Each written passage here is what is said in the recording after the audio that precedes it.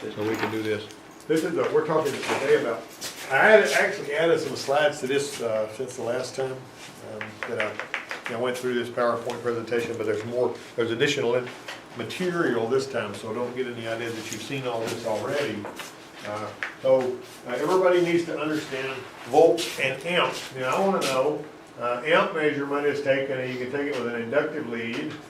You got volts and amps right here, so let me hit you with this. So the engine started, alternator charged, stop lamps illuminated. All right, so how many, you right here, your high mount stop lamp, all right? Each one of these bulbs pulls 4 amps. This only pulls 1 amp, right? So what's your total amps? If each one of these pull 4 amps, and I'm talking about these two pull 4 amps, these two pull 4 amps, that pulls 1 amp. What's the total number of amps? 5 amps. 5 amps. Yeah, it's 5 amps right there. Okay, and so right here it's a 12 volt battery. Well, 14.5 volts, right? So we're gonna just to make it simple, we're gonna say that's 12 volts. Okay, so how many volts have I got right here, and how many amps have I got here? 12 volts. I got 12 volts, and how many amps? 0. Huh? Is it 0? 0. If it's actually burning these lights, Well, and it's 5. flowing from there, It's 5 amps. it's 5 amps, isn't it? So you got 12 volts and 5 amps. All right. If I measured it right here, how many amps would I get? 5. I got 5 amps. How many volts and how many amps here? 12 volts and 5. 12 volts and 5 amps. How many volts and how many amps here? Same thing. Same thing. How many volts and how many amps here? It'd be 4 amps and 12 volts.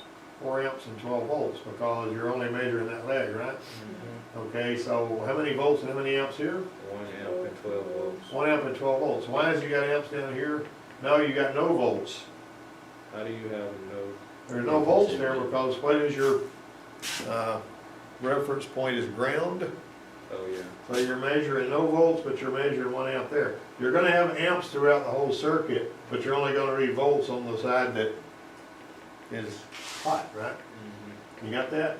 Now you're gonna have something in your final like this, so get your head wrapped around the fact that the amps are the same all the way through the circuit. The volts are only gonna be read up here. I got a question. Yeah. Wouldn't that be 9 amps in total? Because each box is pulling 4, so that'd be 8 plus the 1, that'd be 9. So it'd be 9 instead of 5. Yeah, no, you're right. Well, yeah, you're right. I mean, 4 amps each is what I should have, and that was a screw up. Yeah, you're right, you're correct. Good catch. You know, that was, you know, and I said, I don't know why the rest of them couldn't catch it, but Michael caught it. Okay, Well, very good. that's what Dakota said first, and then you said Michael was right. Yeah, oh yeah, sort of, really? Okay, voltage drop measurement. Okay, your source voltage is 11.8, right? And so we're measuring in batteries like this. And this right here, we got, this is how much voltage is actually dropped from there to there. And basically, this is a circuit that's where you're running the motor, and we're measuring voltage drop from here to here. All right, this is how much voltage is delivered to the load. Now this one here's got a resistor in it. See that? And you notice here you're dropping more voltage here. If you're measuring, you're just measuring basically in parallel with the load. You put your meter in parallel with that load. You're gonna, if you put your meter right here, which is this one here is parallel with the load, you're reading that it's only getting 10 volts of the 11.8 that's available. You're dropping 1.32. Well, if you add that and that together, you're gonna get that, right? So all of the voltage drops are gonna equal the load. You're measuring voltage drop across that motor too, if you get right down to it. But in addition to that, that's the voltage delivered to the load. This is how much is being lost through that resistor. You got resistance there. Now every part of the circuit, even the wire, has got some resistance and will drop some voltage. If you got a piece of wire like 60 feet long, it's got 1 ohm of resistance just because it's long. And also when there's a magnetic field around wire, it actually has more resistance. That's inductive reluctance or something like that. When the switch is on and current's flowing, the resistance causes some of the voltage and current not to make it to the load. Resistance is sometimes built into a circuit, like in a blower motor. See that? 1.3 ohms, 0.62, 0.33. Whenever the current is flowing through all of these resistors, the blower motor is only going to blow at the slowest speed. When you click that thing up to the next, where it's only flowing through 2 of them, it flows a little faster. And finally, when it's hooked directly to it, you know, it's going to be blowing wide open. You can look at this right here. So it limits the speed of the blower motor. That's what that blower resistor is for. And this one here,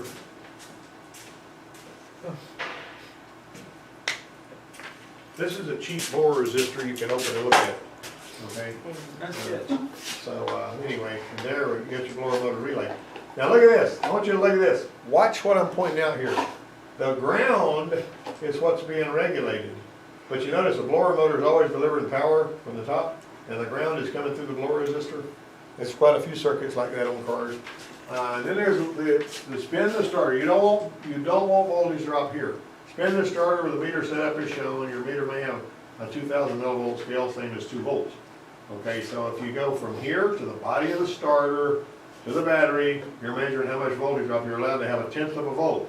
Voltage drop should be less than 1/2 volt on the positive side. You notice I'm going to the big post on the starter, and I'm going to the actual battery terminal.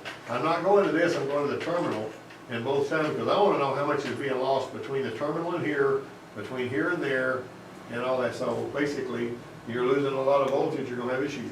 Bad connections are possible anywhere, but there's a connection including the innards of a switch, inside a switch. Current flowing through resistance creates heat, and that tends to melt connectors because it begins to oxidize, and you know, the heat starts to come, and then it melts the connector, and then current stops flowing. And you say, why doesn't this work? When you unplug it, you see something like that, you're going to have a pigtail. And make sure that, you can try to patch around and bypass the connector and all that, but we want to be professional, right? And when you're bypassing a circuit, make sure you pull the wire through some loom and run it where it'll stay out of trouble. You want it to look as factory as you possibly can, right? When resistance is designed into a circuit, that's what your blower resistors look like. Everything you got in your hand looks is a kind of a blower resistor. Blower, and there's also on that board over there, see that fan board? There's a blower resistor on that board. You can actually wire up that board so you see how that resistor works. Blower resistors are mounted in the blower's airstream to keep them cool. And somewhere over here I've got another resistor. Here's a place where the resistance gets to, oh, there's a resistor right there too. That is a fan resistor out of a cooling fan. Right there, and it's got a little thermal limiter. See that little fuse looking thing on the bottom?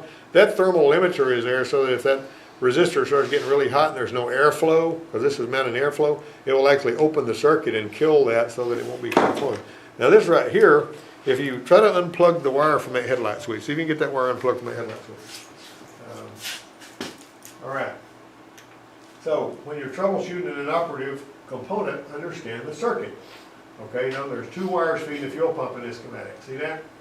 See your fuel pump, you got 2 wires feeding. Why do you have 2 wires feeding the fuel pump? See that right there? I got 2 wires feeding the fuel pump. And the reason we got 2 wires feeding the fuel pump is we want to make sure that there's plenty of current carrying capability. If you just had 1 wire, it'd only be able to carry half as much before it got hot. All right, so this is usually done, but it works well. It usually makes the circuit trouble-free if you can. All right, so that's what that's talking about. Realize the ground connection on the other side of a component should show the harness pin that feeds power to the component. All right, you see that right there? This bulb should light. I go from hot to here, this bulb should light, and the ground that's coming through the fuel pump, if the inertia switch is not tripped, should light that light. I'm always talking about this. If you can find the place where the relay is feeding power out to the fuel pump, if you don't have a fuel pump driver module or something like that, if you look at your schematic and that wire is going straight to the fuel pump, you can actually take your test light, hook it to hot, touch into that terminal that's going out to the fuel pump, it should light up. If it don't light up, then you have the Joe or whoever it is kick the gas tank with this big old boot. If the light comes on in, it typically means you got a bad fuel pump. That ain't complicated, is it? On these Chevrolets, it's really cool because right there by the fuel pump relay, you got a little prime port.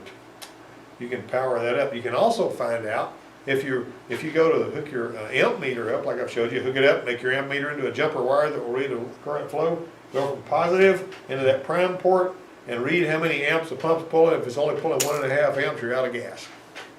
If it's pulling 8 to 10 amps, or well, usually it'll be about 6 to 8 amps, you're pumping fuel. Sometimes you may be pumping 4 amps on something like the Crown Vicky, I think will just pump 4 amps and all that. Make sure you understand that. All right, the test light connected between pin 5 and B plus should show ground. If not, check the wires, grounds, and connectors for condemning component. On cruise control, how is it that the cruise control knows that you've put your foot on the brake? It's reading the ground coming back through the stoplight bulbs. And when you put your foot on the brakes, where does that ground go? When the stoplight bulbs light up, the ground disappears. The cruise control couldn't care less about voltage. All it's looking at is there a ground back there? And I worked on one time with a guy that was couldn't figure out why the cruise would work on his Ford Focus, and it turned out that the owner of the vehicle had put LED lights back there for the stoplights, and they didn't provide enough of a ground for the cruise control module to make it work. Here's a little rule of thumb. Don't modify a cruise control system. Why? Because there's a crash and burn possibility, right? You don't want to crash and burn them because you modified the cruise control. Put the cruise control back just like it was. Here's something else. What else can you think of that you don't need to modify? What about airbags? Yeah. Don't modify airbags. You don't want no boom, you don't want blowing up in your face and all that. There was a cruise control job where, as Mark Shipes, a friend of mine I work with, was driving it. He goes, oh, they're saying the cruise control won't cancel, and I can't make it happen. You know, it's on a Jeep Cherokee with 4-liter in it. And he'd driving it, and he'd hit the brake, and the cruise would cancel. He'd set the cruise, he'd hit the brake, the cruise would cancel. He said, I don't know what I'm gonna do with this thing. He won't do it, so he drove it again. And so he was going down there on a traffic circle, had a ways to go, tapped the brake to cancel the cruise control. It didn't cancel. What happens when it didn't cancel? The cruise control module says, we're slowing down. We must need more throttle. So it starts applying more gas. And he's standing on the brake. And he's standing on the brake with both feet. And he can't think, what am I gonna do? What am I gonna do? He's standing on it. And the Jeep, when they've got one of them 4 liters with all that torque is in its power curve, you ain't got the brakes to stop it. He's standing on the brake and it's doing a burnout. You know, smoke rolling out of the tires and all. That's what they were talking about. Well, you know, I mean, golly, it's, you know, he had a tendency to panic anyway, you know. We were cleaning the injectors one time, when he unhooked the injector clean machine, missed tempo, and the exhaust was hot enough in the flash point where it caught fire behind the motor. Again, he's going, hoo, hoo, hoo. He's jumping around. I said, man, come on, get a fire extinguisher. You know, put it out, you know. He had another one over there. He got pulled in on this Bronco too, and it smoke's coming from under the corners of the hood. And he goes, open the hood, open the hood. So he opened the hood, and he raised it up, and fire goes, ah! Ooh, open the hood again, open the hood again. I remember that a picture of that. Anyway, this is the same vehicle, 2 years newer. Never assume you know the circuit. Notice you got a fuel pump driver module on this one right here. So if you're checking for a ground here at your fuel pump relay, it's going to the fuel pump driver module. You will not see a ground there. Look at your schematic before you assume anything. Really important to know how that thing's wired before you start trying to troubleshoot it at the fuse box. Like I say, it'll lead you to believe it. We've actually seen an expedition that had an issue with the fuel pump because it had a loose terminal down in there and it was dancing around. And it wouldn't run for about half the time. Test that strategy won't work on that one. The path the current takes to the fuel pump, really the fuel pump, what components does the current encounter on its way to the fuel pump? That's what you've got to be looking at. All right. Electronic throttle control was dead on this 2004 Silverado. We got a no-com fault between the electronic throttle control module and the PCM. Instrument cluster message center was reporting reduced engine power. And this is what we found on that. Now that little module is over there kind of to the driver's side, between the driver's side fender and the master cylinder. And it's mounted where the cruise control module used to be. But General Motors, because they really didn't want to have to replace their whole engine controller with one that was fast enough to handle electronic throttle control, they put a little piggyback module that would talk faster, and the engine controller would request, you know, that ETC module do it. Now Ford waited until they got this Black Oak processor that's got the multiple connectors going to it, so that it could handle it all by itself. So GM went out with electronic throttle control in the early 2000s. Ford didn't get it for a while later. But anyway, what we got right here, I says, okay, let's look at this schematic. Where are we supposed to have ground? Where are we supposed to have power? Okay, so we pull in this thing. We're checking for power and ground. We've got power there, and we've got ground here and ground here. Now you can zoom in on that. Now you got this fuse right here was blowing. Now the power feed to the box comes from the ETC ECM fuse. We checked that fuse, we found that fuse was blown. Well, no wonder it's not talking. The darn thing ain't got no power going to it. Put a fuse in there and turn the ignition on. You've seen this before. That thing blew like a flash bulb. Try taking a picture of that about the time that fuse blows like that. You know what I mean? That's really tricky, isn't it? What I did was I took a video and framed it forward until the fuse blew, and then I captured the thing. But blew again. All right, so there was only one ground in the whole box. We checked every cavity. 15 was the only one with solid ground, and that fuse didn't blow with the box disconnected. Disconnect the box, it don't blow. Plug the box in, it pops the fuse. What's that? It's a bad box, right? That ain't complicated, is it? All right. If you ask the person in charge for permission to take something that belongs to the company and the person in charge says you can take it, both of you are guilty, but who bears the most guilt? You. The person in charge should never let you take it, right? But that don't mean you're not guilty because you shouldn't even ask. I had a student one time that says, can I take some of this, see how that burned up switch is, I mean, that connector? Yeah, can I take some of the, this stuff, windshield washer stuff and pour it in my car and I'll bring you some later?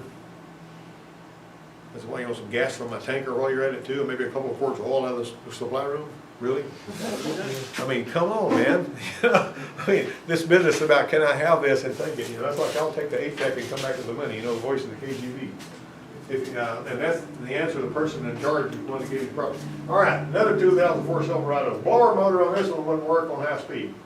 Now the blower motor assembly's got the relay built into it on this one. And there's your resistors and all that, right?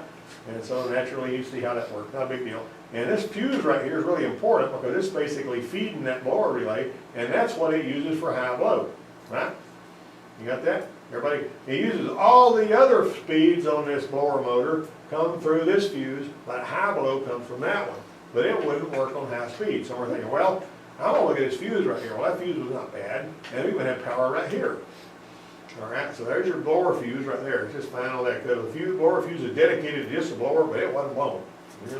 Now there's always a possibility you can have a problem in this box here. Sometimes that box will be bad. So we got several of them laying over. We had to swap out. The blower would work on high sometimes, so we caught it not working, and we tapped on the relay, which is built into the blower resistor, and the blower kicked on high and worked. So pop, you hit it like that. That relay was bad, but the entire blower resistor needed replacing. However, the one we got from the parts house wouldn't work. Wouldn't fit. I had to get one from the Chevrolet place. This is the one that was on the truck to start with, and it had this cover on there. Well, that cover ain't gonna fit that, is it? And you couldn't make that fit in there in no kind of a way. Now, it looked like it ought to work, except for the fact that it was physically something we couldn't mount. The wires would plug in and everything, they wasn't mountable. All right, then there's those times, the only way to make sure the module is the problem is to either substitute a known good module, which was maybe fried by the vehicle, just like first, or you can remove the suspect module and install it on a vehicle. If you take a bad module, it's not going to hurt a good vehicle typically. But if you've got a bad vehicle that has burned up one module, it's going to burn up the one that you put on there off the other. So now you got two vehicles that are down and both of them need modules. I've done that before. I've actually taken a module on a truck that was bucking and snorting and cutting it up and put it on another truck that was the same year model, and that truck started bucking and snorting and cutting up, but only with the module from the bad truck. See, so that's how you do that. Always think about that. It's always going from bad to good. Yep. All right, doing this a bit more complicated. 2000 F-250 Super Duty, 19,000 miles. That was back when this truck was nearly new. ABS light was on. ABS module wouldn't talk. And you might remember, this looks like the IDS, doesn't it? The thing you were using from the Lincoln. This is a WDS, which has the same basic same software. And so we got a PO500 code. That means we got no vehicle speed signal getting there. All right, so let's look at the big picture. Circuit 533, feeding pin 14, and send to the schematic. All right, we'll say, okay, let's look at this. We see these fuses right here, and let's go into that analog basis. 235, and connector C1050 are possible trouble spots on this circuit. That connector right there, that splice. Splice is usually kind of hard to get to. We'll try to see if we can figure out what's going on with this thing. It also feeds a turn signal flasher, and the turn signal didn't work either. That's a clue, right? All right, so this is an overview of the route the power takes on the way to the module. It comes from the fuse, goes through this connector on the fuse box, and then it goes through this bulkhead connector, and then it makes its way to the ABS module. That's pretty, what I like to do is actually make a picture in my mind of how is this, where this goes and when it goes there. And what did he know and when did he know it? All right, the fuse checked out okay. So now I got a little wire right here. One of the things I don't want to do is I don't want to ram anything in there really hard and mess up my connectors. So I'll take a little piece of wire and I'll strip it and I'll just touch it, in there like that. Maybe pushing into that connector so it's not spreading it, but I may even shaved off some of the wire so it wouldn't go in there very tight. So I'll remove the two bolts, hold the left front spinner, flash shield up, it's hard to get to. Find out pin 14 in the real world is an easy to shop manual. See? That is power and hot. You notice I got that little legend there, power and hot run. Okay, so circuit 533 travels through pin 30 and C1050, one of the three large bulkhead connectors. I'm sure you'll hold this memorized. There'll be a pop test on it this afternoon. Applying power to the male side of the connector fired up the test light. Aha! Which was connected to ABS module pin 14. So what I basically did was I hooked the test light to that other pin I just showed you so that I could see when that thing got hot, because it wasn't hot and the module doesn't have any power going to it, like your computer's not plugged in. Hear about the IT guy that went to find out what was going on with his lady she said her computer was plugged in and she had the power strip plugged into itself. You know what I mean? All right. All right, so this is where critical thinking skills kick in. Rather than simply memorizing facts, you got to be able to think. You have to be able to think. Can you think? Can you think? When I was telling him yesterday, when we was talking about the drain plug, it wouldn't come out. You gotta get to the point of where you have decided, this is me and you, me and the drain plug. We gonna come to an agreement here, one way or another. You gotta do that. Or you can just say, I can't do this, I need somebody to help me. You don't do that, do you? You don't do that, do you? You don't do that. Shake your head or nod your head or something. I'm talking to you, there ain't nobody behind you. He looked back there twice, makes you wonder what's going on. All right, all right, so there you go. So this is where critical thinking, let's look at this. All right, so look at that right there. What the heck is going on here? This is pin 8 is AC clutch feed. Interesting. All right, so see that? There's pin 24, and that's going, what's all that about, you know? We're trying to figure it out. As you're looking a lot, sometimes you're gonna find some that don't have everything labeled quite right. You'll find one that'll mess you up. All right. Now, what we wound up with on that one was the actual fuse panel had an open circuit on the inside of it. And when I say fuse panel, I got this right. I'm talking about this. That fuse panel was bad. All right, snow blow Rover. And then we can find this one. 2004 Land Rover hunting truck. A lot of forum posts about problems with Land Rover. This same one. A lot of them like to DIY and they just hot wire the fan because the fan wasn't working on this one. Blower motor, dead as a hammer. Nothing there. All right, we found the relay. Here's the schematic. We had to find the key points where we're most concerned about the relay. This is the way it was published. See that schematic kind of looks kind of screwy, and that's the Land Rover schematic and all that. And there's your power relay, blower relay, and there's your blower motor. Does that look like a blower motor to you? Heck no. You can see that's a relay, right? And that's a relay, but that don't look like no blower motor. All they're just showing you the brushes with nothing else. All right, so finding the relay, the only way we could find the relay was to go to Identifix. We went to Identifix, we went to heat and ventilation, component locations, and that's where we found it. But you also found it, and this is a right-hand drive vehicle illustration. What's right-hand drive? It's like in Australia, or England, or the postman. Right-hand drive is the guy sits on the right hand and there's where the steering wheel is. And the pedals are over there too, right? It's backwards. All right, so what do you do about that? You're trying to make sure this right. There's the blower relay, number 5, blower relay right there. You got that? Now that right there is your blower resistor. All right, so watch what happens. This is magic. I'm gonna watch you do this. You ready? You all right? Let's turn it around. That was the only illustration they had was right-hand drive. So we turned it around and say, oh, it's in the right-hand floorboard down here. We went down there and found that sucker. After looking and looking for it, we found it. It wasn't in all data anywhere, but we found it in Identifix. All right, and there it is right there. And here's how you tell you're on the right relay, because the wire colors match up. That's how you can tell you're on the right relay. You got the right wire color. You notice these little small wires, where do you think they go on that relay? What part of the relay do they go to? What do you think the small wires go to? Don't play dumb with me. The coil is going to be the small wires because there's not a lot of current flow through those, okay? All right, so here's what we did. We got that right there. We're going to check for power here. We check for power right there. You notice the color of the wire. You notice the brown-red. See that brown-red wire right there? That's where we were. All right, so that's how we knew. With the brown, red, black, all these wire colors lined up. That's why we knew we were on the right relay. Always make sure you're on the right relay. If the wire colors aren't the same, chances are you got the wrong relay. Don't beat yourself up like that. All right, we check for power right here. We don't got some. We go right here. Source of power is coming out of fuse number 7.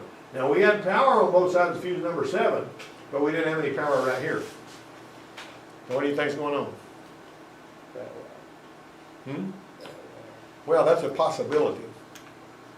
So we found this exit point on the vehicle, CO584, and pay attention to these helpful links right here, you know, location views and all that stuff. And then we got right here, we got location. See, we had the schematic from there. All right, so we go to find out CO 584, we're gonna locate that. And then we locate, there's CO 584 right there, see that? And there's that big old wire right there, that big old fat red wire coming out of CO 584. And that's pin 2 coming out of there. You notice how we're working our way down to that? And you also notice how them screwball colors are on these, this foreign vehicle. But you gotta kinda get an idea on that, all right? So we had no power coming out of there. What does that mean? We had power at fuse 7, we had no power coming out of the connector that left the fuse box. We got a bad fuse box. Why? Because the blower pulls a lot of current and it's burnt something up inside the fuse box feeding it. So how are we gonna take care of that? We're gonna get a ground, this is battery actually up here, and we're gonna pull from a fuse, and we're gonna pull another wire over there, and we're gonna feed that blower relay. We came through the firewall, we ran it in loom, we taped everything off, and we pulled an independent power through a special dedicated fuse that was big enough to handle that, a fuse holder you buy at the parts house. We came down here and we fed that, we cut this wire out and we fed that through this fuse up here. Now that fuse is right out by the battery in the battery area, and we got it on. And then we fixed the blower on that. That's how we did that, because we didn't want to spend the big bucks you'd have to buy a fuse panel for a Land Rover, okay? So y'all just made, We just pulled power, we pulled power directly from the battery to do that, because that was supposed to be hot all the time anyway. You know what I'm saying? So we just made it hot all the time, and then when you turn on the blower, you get, then the whole problem was we didn't have any power there. Now let's see what's wrong with this picture. all that rust over there. It's all messed up as well. That is on a Ford Freestar that sometimes wouldn't start. This plugs into the neutral safety switch. And when you disconnect a connector like that and you see chalky, burned up, crappy looking terminals like that, you pretty much need to make sure that that is cleaned up and fixed up really good. If you can get another pigtail, that works too. But you gotta make sure you're hooking the wires up one at a time so you don't get them all out of filter. That one right there was causing that problem. And basically, sometimes you can actually tweak that with a little pick and then sand it really good and get it cleaned up, put some dielectric grease on it. Sometimes that works if you ain't got a pigtail and you're in a bad situation. All right, people without the ability to understand wiring schematics and troubleshooting procedures replace expensive parts first, because it's easy to replace a part. It's easier to replace a part in a lot of cases than it is to find out what's really wrong. You got that? Now, what if the part's really hard to get to? Like, what if it's on a Toyota Tundra and you got to take the intake manifold off? Or on the one y'all worked on where you had to take the exhaust manifold off. Wouldn't it be a whole lot smarter to find the problem, if there was one, somewhere else before you pull half the side of the engine off to get it to starter like you did on that 07 Tundra? Or this friend of mine had an 04 Tundra, and it was under right in the middle of the intake manifold, which is like a Lexus and all that. Who thought about that? Cadillacs do that too. They put the starter under the intake manifold center. Who did that? Stupid. All right. Anybody got any questions or comments? I got one Yeah. comment. Back to the cruise control. When they got to the ground, couldn't he have just switched the car off and reset the cruise control so he wouldn't have had to do that? He could have, but he was panicked. That's what I'm telling you. There's all the things, a lot of stuff he could do. He could put it in neutral. That's what I was thinking, why you just. He could switch a car off, he could do that. Did you guys ever see that movie Capricorn 1? That was a movie where this guy went to his friend's apartment after the guy disappeared. And his friend, then there was this woman living there that had magazines with her address on them for a year earlier. And he knew that the day before his friend had lived in that apartment. It was a government thing, And he had this little Mustang that he was driving. An old 66 Mustang or something, for 65. And he went down there with a cigarette hanging out of his mouth. He was just all in a daze. He got in his car and he started driving. He was in Houston. And all of a sudden, as he was driving it, he realized that his car was going faster and faster and faster. And he did everything that you'd think of. He pulled the park brake. He tried to switch the car off. The key just turned around and around. He stomped on the brake and did nothing. He couldn't do nothing. All he had was steering and speed. That was a scary scene, because everything that you thought of, you'd say, well, I would have done this or I would have done that. He's done all that. And that car's still getting going faster and faster. That's a pretty doggone good movie. You ought to watch it. It came out back in the 70s, but it was about a fake Mars mission, and he figured it out and all this kind of stuff, and there was stuff going on. Anyway, but it was fun to watch, I'll tell you that. Assassination by out of control car. Oh man, it was scary. He was going down alleys and across streets, and cars were going, meow, and he was going between. Just watching that scene again makes me, get kind of out of breath. One time my dad